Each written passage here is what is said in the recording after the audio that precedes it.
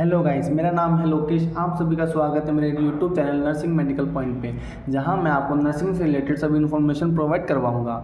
हम जैसे कि पहले फार्माकोलॉजिकल सब्जेक्ट कंप्लीट कर रहे हैं, तो हमने गैस्ट्रोइंटेस्टाइनल सिस्टम की या डिजीज़ की लगभग पूरी ड्रग्स के बारे में पढ़ चुके हैं। अपना आज लास्ट टॉपिक है एंटी डायरियल ड्रग्स।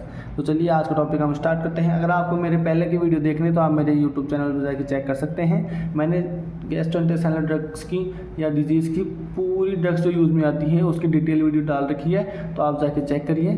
तो आज का टॉपिक हम स्टार्ट करते हैं एंटी डायरियल ड्रग्स। तो एंटी डायरियल ड्रग्स से आप क्या समझते हैं? कोई भी पेशेंट है, जैसे अपन गर्मियों के अंदर मेनली अपन को ये देखने को मिलता है कि पेशेंट क्या होता है, कोई ज़्यादा तीखी सब्जी वगैरह खा रहा है या वो बाहर का जंक फूड वगैरह ज़्यादा यूज़ में ले रहा है, तो उसकी वजह से क्या होता है, डायरिया अपने होने के ज़्यादा चांसेस होते हैं। डायरिया का मतलब क्या होता है, दस्त मान सकते हैं आप कॉमन लैंग्वेज के अंदर।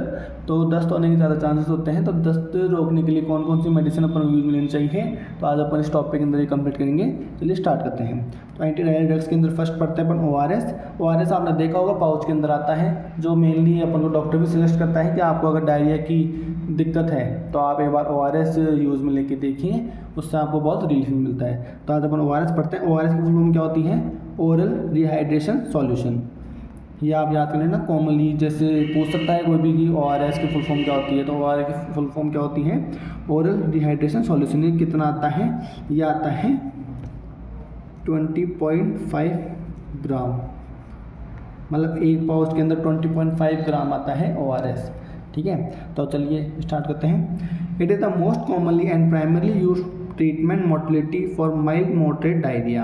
ये क्या होता है? मोस्ट कॉमनली और प्राइमरली यूज, यानी कि ज़्यादातर कॉमनली और फर्स्ट। प्राइमरली का मतलब पहले, सबसे ज़्यादा और सबसे पहले ORS का यूज़ में लिया जाता है। किसके लिए? ट्रीटमेंट करने के लिए।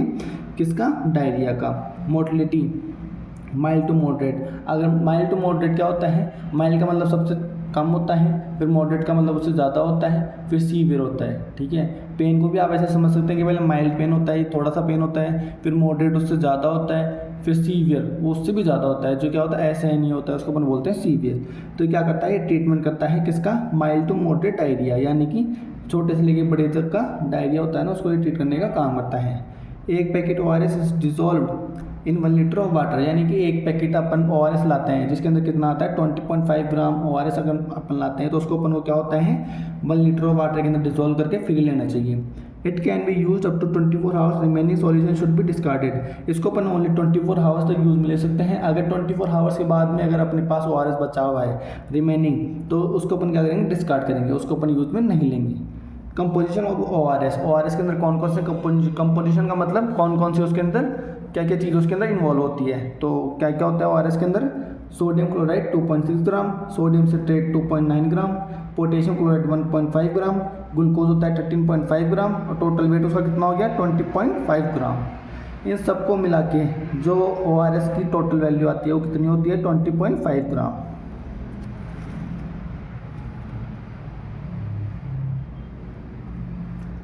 Concentration of various elements in ORS, यानी कि अपन 1 लीटर के अंदर डिजोल्व करते हैं तो 1 लीटर के अंदर जो एलिमेंट्स हैं अपने कंपोजिशन है वो कितने कितने क्या होते हैं? डिजोल्व होते हैं। तो 1 लीटर के अंदर सोडियम कितना होता है? 75 मिलीमोल पर लीटर, यानी कि 1 लीटर के अंदर 75 मिलीमोल कितना? 75 मिलीमोल होता है ओनली सोडियम डिजोल्व होता है। पोटेशियम कितना होता है? 20 मिलीमोल पर लीटर। क्लोराइड कितना होता है? 65 मिलीमोल पर litre.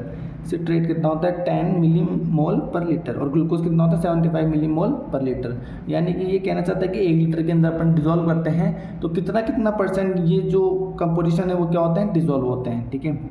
Amount of ORS to be administered during first 4 hours, यानी कि फर्स्ट 4 आवर्स के अंदर कितना ORS अपन को क्या होना चाहिए? एडमिनिस्ट्रेशन करना चाहिए।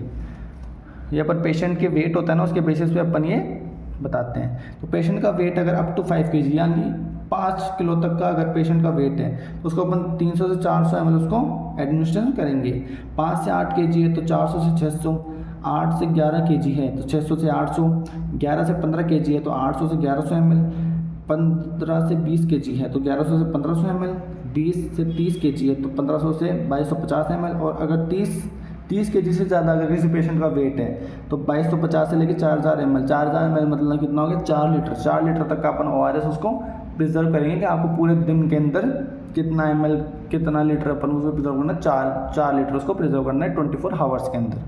अब एंटी डायरियल ड्रग्स के भी कुछ क्लासिफिकेशंस हैं जो अपन चार्ट के बेसिस पे हर बार की तरह अपन लर्न करते हैं। मैं आपको अभी भी ये सजेस्ट करूंगा कि आप जितनी भी ड्रग्स हैं उनको चार्ट बना के याद करेंगे, तो उससे क्या होता है, ज़्यादा प्रोबेबिलिटी होती है याद होने की। अगर आप उसको आई से एक बार निकाल के रिविजन करना चाहोगे तो बाद में आप कन्फ्यूज़ होकर किसी में कर दोगे और किसी में कर दोगे। तो मैं आपको भी ये सजेस्ट करता हूँ कि आपने चार्ट बना के याद करें, डेली एक बार इनका रिविजन जरूर करें। तो एंटी डायरियल ड्रग्स का क्लासिफिकेशन क्या होता है, एक तो एंटी मोटिलिटी एजेंट्स, एब्जॉर्बेंट्स, प्रोबायोटिक्स और एंटीसिडेंटी ड्रग्स। तो एंटी मोटिलिटी एजेंट्स के अंदर कौन कौन सी होती है, लोप्रेमाइड और कोडीन। एब्जॉर्बेंट्स के अंदर कौन होती है, कैसलिन और एक्टिवेटेड चारकोल। प्रोबायोटिक्स के अंदर कोई इसका टाइप नहीं होता है। एंटीसिडेंटी ड्रग्स के अंदर कौन सी आती है, रेसिकार्डिट्रोइल। ठीक है, तो अब इसके बारे में हम पढ़ते हैं। फर्स्ट पढ़ते हैं अपन anti motility agents. These drugs provide symptomatic relief by modulating intestinal contraction. ये क्या होती है, ये सिम्टोमेटिक रिलीफ प्रोवाइड करवाती है पेशेंट को मॉड्यूलेटिंग इंटेस्टाइनल कॉन्ट्रैक्शन, यानी कि जो इंटेस्टाइन के अंदर कॉन्ट्रैक्शन होता है ना, जिसकी वजह से क्या होता है, बॉल मूवमेंट क्या होता है, आगे मतलब मूव करता है। तो उसके अंदर क्या होता है, मॉड्यूलेटिंग इंटेस्टाइनल कॉन्ट्रैक्शन, यानी कि जो इंटेस्टाइन के अंदर कॉन्ट्रैक्शन होता है ना, उसको क्या करती है, उससे रिलीफ प्रोवाइड करने का काम करती है। जिसकी वजह से क्या होता है, अगर कॉन्ट्रैक्शन नहीं होगा तो बॉल होगा तो आगे मूव नहीं कर पाएगा, जिसकी वजह से क्या होगा, डायरिया से अपन को थोड़ा बहुत रिलीफ मिलेगा। दस these reduce frequency of bowel movement. तो ये क्या करती है, रिड्यूस मतलब घटाना फ्रीक्वेंसी ऑफ बाउल मूवमेंट। अगर इंटेस्टाइनल कॉन्ट्रैक्शन ही कम हो जाएगा तो बाउल मूवमेंट भी ऑटोमेटिक हो जाएगा, कम हो जाएगा। And enhancing the fluids and electrolytes from intestine. Enhancing मतलब क्या होता है, बढ़ाना। अगर ये क्या होती है, इंटेस्टाइनल कॉन्ट्रैक्शन कम कर देगी, जिसकी वजह से क्या होगा, बाउल मूवमेंट भी कम हो जाएगा। और ये जो एंटी मोटिलिटी एजेंट्स होते हैं वो क्या करते हैं, जो फ्लूइड्स और इलेक्ट्रोलाइट्स होते हैं ना, वो भी क्या बढ़ाते हैं, बढ़ा देते हैं किसके अंदर, इंटेस्टाइन के अंदर। जिसकी वजह से क्या होता है, डायरिया के अंदर क्या होता है, फ्लूइड इलेक्ट्रोलाइट बैलेंस होने की वजह से डायरिया की जो डिजीज कंडीशन है वो क्या होती है, थोड़ी रिलीफ मिलती है। तो एंटी मोटिलिटी एजेंट्स के अंदर अपन फर्स्ट टाइप पढ़ते हैं लोप्रेमाइड। लोप्रेमाइड क्या होता है,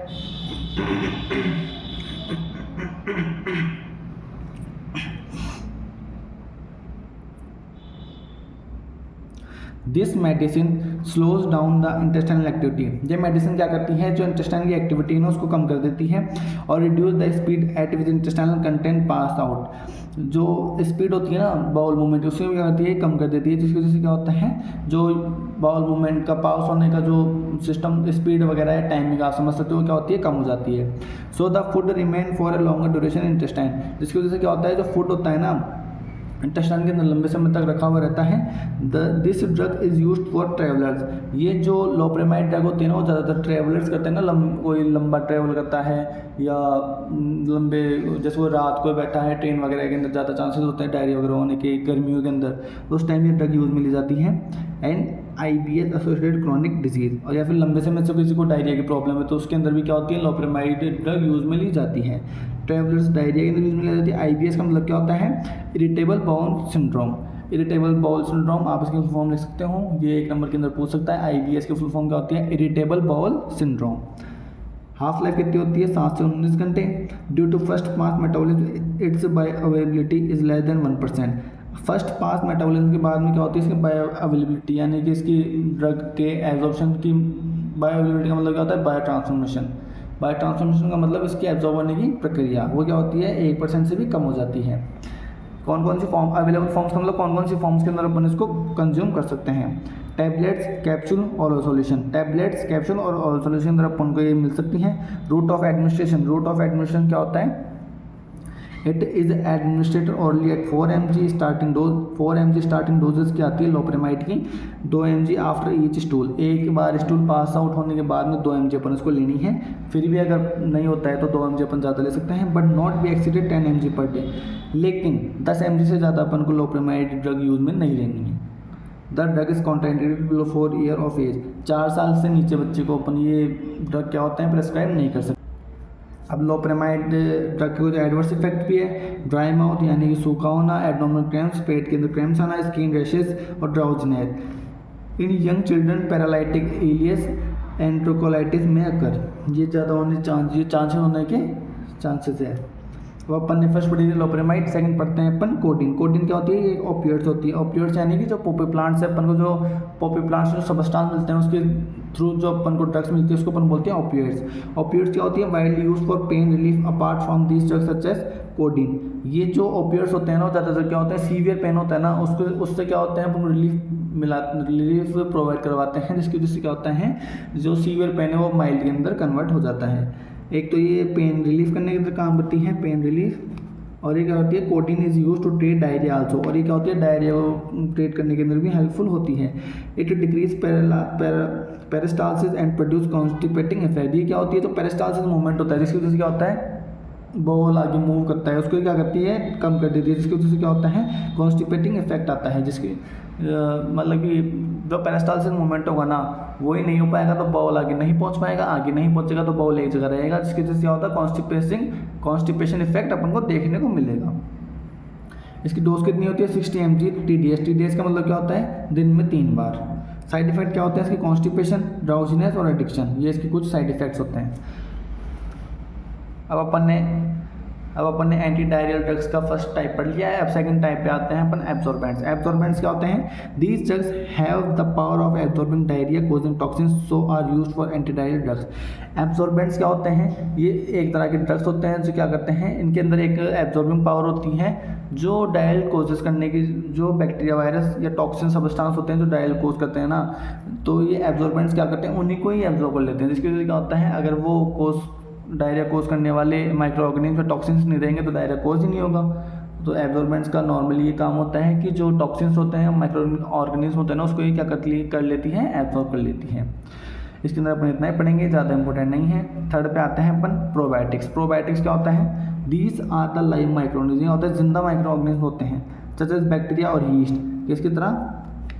बैक्टीरिया और यीस्ट की तरह that have certain health benefits. जो अपन को कहते हैं हेल्थ बेनिफिट्स होते हैं अपन को इनके through, and are describe as good और फ्रेंडली बैक्टीरिया। जिसको अपन कैसे बोल सकते हैं? गुड और फ्रेंडली बैक्टीरिया को अपन उसको बोल सकते हैं। On administration this restore the natural bacterial balance in gut. अब ये जो प्रोबायोटिक्स के होते हैं ना, ये लाइव माइक्रोऑर्गेनिज्म होते हैं ना, इसको अपन इंसर्ट करते हैं पेशेंट के अंदर, जिसकी वजह से क्या होता है नेचुरली जो बैक्टीरियल बैलेंस होता है ना, बैक्टीरियल बैलेंस, जिसकी वजह से क्या होता है जो अपने गुड हेल्दी बैक्टीरिया होते हैं जो अपनी बॉडी को भी कुछ अच्छा प्रोवाइड करते हैं, तो उनके अंदर क्या होता है इसको अपन प्रोवाइड करते हैं, जिसकी वजह से क्या होता है जो बैक्टीरियल बैलेंस होता है ना वो नॉर्मल हो जाता है गट के अंदर। यानी गट के अंदर क्या होती है? गट को अपन इंटेस्टाइन भी बोलते हैं।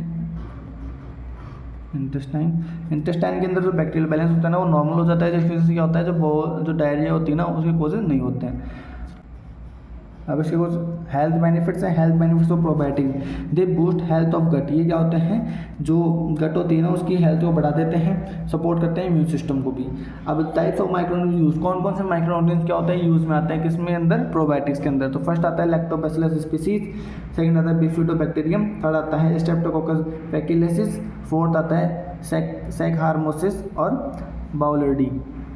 ये 4 टाइप के माइक्रो ऑर्गेनिज्म होते हैं जो यूज़ में किए जाते हैं किसके अंदर? प्रोबायोटिक्स के अंदर। जिसकी वजह से क्या होता है जो इंटेस्टाइन के अंदर बैक्टीरियल बैलेंस है उसको मेंटेन किया जाता है, जिसकी वजह से क्या होता है डायरिया कोजेस के चांसेस कम हो जाते हैं। जिसका एग्जांपल है बिफिलैक। बिफिलैक क्या होता है? बिफिलैक के अंदर लैक्टोबैसिलस जो होता है 50 M का मतलब 50 million, lactobacillus plus streptococcus faecalis 30 million plus clostridium मैट्रिकम 2 मिलियन प्लस बैसिलस मेनिस्ट्रिकस 1 ml 1 मिलियन कैप्सूल और सैकेट। ये इन सबको क्या होता है मिक्स करके क्या बनता है? बिफिलैक बनता है, जिसको अपन क्या होता है एडमिनिस्ट्रेशन करते हैं पेशेंट को, जिसकी वजह से क्या होता है जो डायरिया कोजेस के जो टॉक्सिन्स होते हैं उसके अंदर अपन क्या होते हैं रिलीफ मिलता है। और एक और दवाई होती है इसकी डार्कोलैक। डार्कोलैक के अंदर क्या होता है? लैक्टोबैसिलस बैक्टीरियम लॉन्गेम सोडियम बाउलर्डी 1.25 बिलियन और सैकेट, इन सबको मिक्स करके बनता है डेरोलैक बनता है, जिसकी वजह से क्या होता है डायरिया कोजेस के अपन को रिलीफ मिलता है। अब हम 4 टाइप पे आते हैं anti secretory drugs. Anti secretory drugs क्या होते हैं? These drugs produce anti diarrhoeal effect. ये क्या करते हैं? प्रोड्यूस करते हैं anti diarrhoeal effect by reducing hyper secretion of water and electrolyte into gut lumen. ये ड्रग्स जो क्या करती है, एंटी डायरियल इफेक्ट प्रोवाइड करती हैं। कैसे? रिड्यूस कर देती हैं हाइपर सिक्रेशन, यानी कि जो वाटर और इलेक्ट्रोलाइट्स का क्या होता है, हाइपर सिक्रेशन का मतलब उनके क्या होता है, ज़्यादा सिक्रेशन होने लग जाता है, जिसकी वजह से क्या होता है, जो एक्टिविटी या फिर अपन जिसको फ्रिक्वेंसी मान सकते हैं वो बढ़ जाती है किसकी, गट की, जिसकी वजह से क्या होता है, डायरिया कोज होता है। तो ये क्या करता है, उनको रिड्यूस कर देता है, हाइपर सिक्रेशन को रिड्यूस कर देता है, वाटर और इलेक्ट्रोलाइट्स को, किसके अंदर, इंटेस्टाइन के ल्यूमन के अंदर। ल्यूमन का मतलब क्या होता है, एक खाली स्पेस। अब इंटेस्टाइन है जैसे आप एक पेन की तरह मान सकते हो, ये जो पेन है ये अपन इंटेस्टाइन मान सकते हैं। अब इसको अपन खाली कर देते हैं। अब ये जो खाली स्पेस है ना, ये खाली स्पेस क्या होता है, ये अब जिसके अंदर जो खाली स्पेस है ना, इसको अपन क्या बोलते हैं, ल्यूमन बोलते हैं। ठीक है, तो जैसे इंटेस्टाइन का जो ल्यूमन होता है ना, उसके अंदर जो इलेक्ट्रोलाइट्स और वाटर का जो हाइपर सिक्रेशन होता है ना, उसको ये कम कर देती हैं। This reduce volume and frequency of stool output, और ये क्या होती है, वॉल्यूम और फ्रिक्वेंसी को भी कम कर देती है, किसके, स्टूल आउटपुट के। So they produce anti diarrhoeal effect without affecting intestinal motility.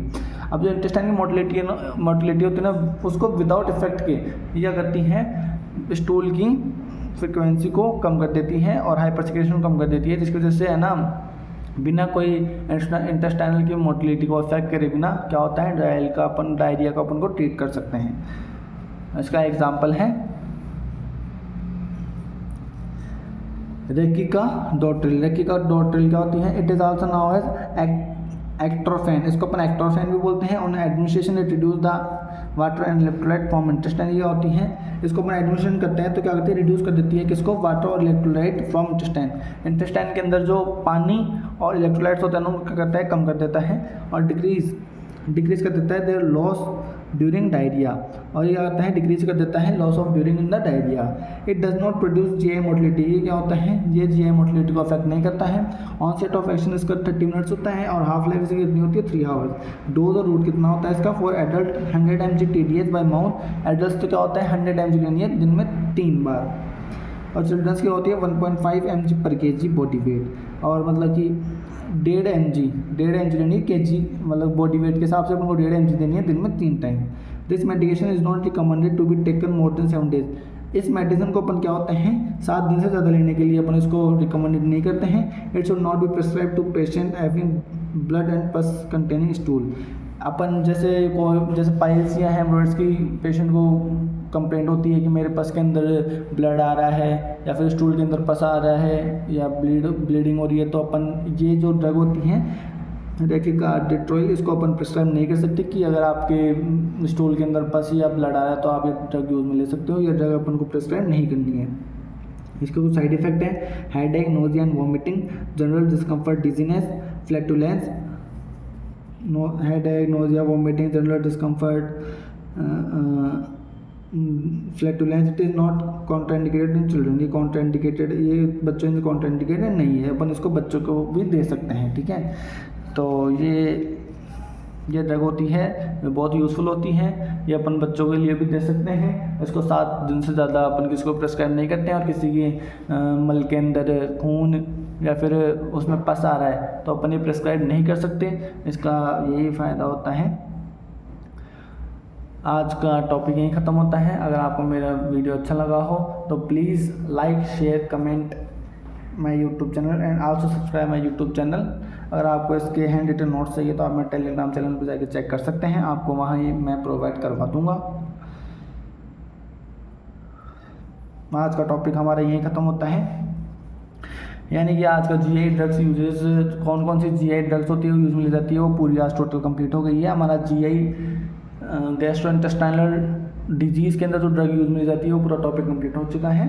कल से हम पढ़ेंगे रेस्पिरेटरी ड्रग्स। Thank you.